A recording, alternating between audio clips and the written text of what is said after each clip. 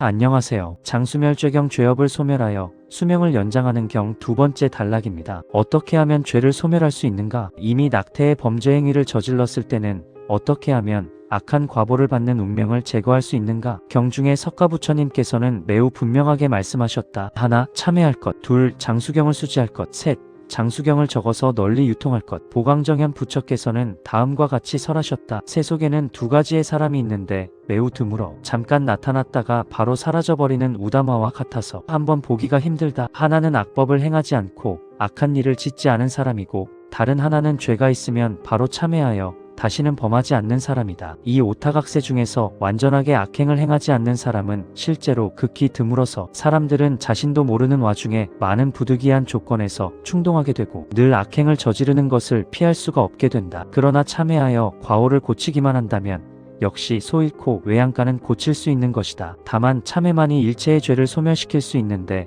무엇이 참회인가? 육조해능조사께서는 참회에 대하여 종전의 모든 악업의 잘못을 뉘우쳐서 다시는 일으키지 않는 것이 참이고, 영구히 끊어버림으로 해서 다시는 짓지 않는 것이 회이다. 간단히 말하면 바로 잘못을 뉘우쳐서 고치는 것이다. 과거에 저질렀던 범죄 행위에 대하여 스스로 깊이 참회해야 될 뿐만 아니라 다시는 영원히 저지르지 않아야만이 비로소 진정한 참회가 되는 것이다. 그래서 마음 중에 지은 죄가 남아있다면 다시 참회하고, 낙태를 하였을 때는 다시 와서 공덕의 마음을 지어 보충하여야만 한다. 보광정현 부처께서 말한 지성을 다하여 참회를 하지 않고 또 분명히 알면서 저질렀을 때에 지어놓은 공덕과는 상관없이 공덕이 없다 할 수 있다. 이는 지성으로 참회를 하지 않았기 때문이다. 이 경을 받들어 시행하는 데에는 먼저 자신의 과실을 지성으로 참회하고, 이 경의 요지는 태아와 갓난아이를 보호하는 것을 실천해야 한다. 어떻게 하는 것이 태아와 갓난아이를 보호하는 것인가? 아이가 태어났을 때에는 그 생명을 살해해서는 안 되고 환영연회를 열어 경축하여야 하며, 어린아이가 병이 생겼을 때는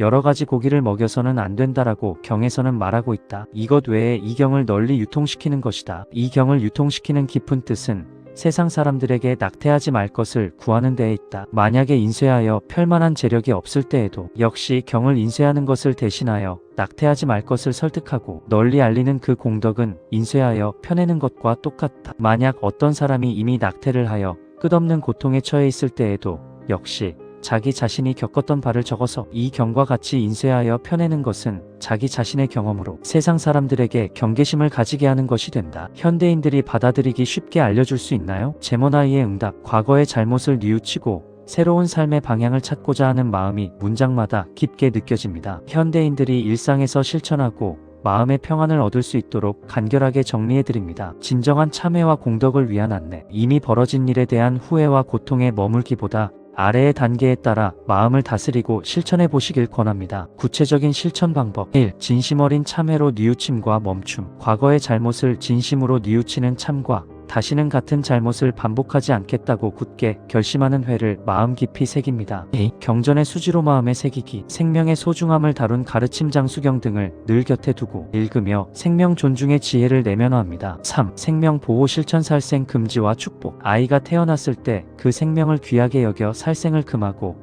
기쁜 마음으로 축복하며 건강한 성장을 돕습니다. 4. 지혜의 유통 경험 공유와 설득. 자신의 경험을 바탕으로 타인에게 낙태의 위험성을 알리거나 생명 존중의 메시지를 담은 글을 널리 전하여 다른 이들이 같은 실수를 하지 않도록 돕습니다. 현대인을 위한 마음가짐. 1. 참회는 수리가 아니라 새로운 시작입니다. 우리는 완벽하지 않기에 살면서 의도치 않게 잘못을 저지를 수 있습니다. 하지만 진정한 참회는 단순히 과거를 자책하는 것에 그치지 않습니다. 육조해능 조사의 가르침처럼 지난 허물을 깊이 뉘우치고 앞으로 다시는 같은 길을 걷지 않겠다고 단절하는 순간 비로소 죄의 사슬에서 벗어날 수 있습니다. 2. 지극한 정성이 공덕의 핵심입니다. 형식적인 보시나 공덕 쌓기보다 중요한 것은 지성입니다. 스스로의 과실을 솔직하게 인정하고 마음 깊은 곳에서부터 변화가 일어날 때 비로소 우리가 쌓는 선행이 진정한 공덕이 되어 운명을 바꾸는 힘이 됩니다. 3. 생명을 살리는 일에 동참하십시오. 낙태로 인한 고통 속에 있다면 이제는 반대로 생명을 살리고 보호하는 일에 마음을 내어보세요. 경제적 여유가 없더라도 괜찮습니다. 주변 사람들에게 생명의 소중함을 이야기하고 낙태를 고민하는 이들을 따뜻하게 설득하는 것만으로도 경전을 인쇄하여 펴내는 것과 다름없는 큰 공덕이 됩니다. 4. 나의 아픔을 세상의 등불로 쓰십시오. 자신의 아픈 경험을 용기 내어 나누는 것은 세상 사람들에게 강력한 경계심을 일깨워줍니다. 나의 실수가 타인에게는 지혜의 거울이 되어 또 다른 생명을 살리는 고귀한 도구로 쓰일 수 있음을 기억하시길 바랍니다. 감사합니다.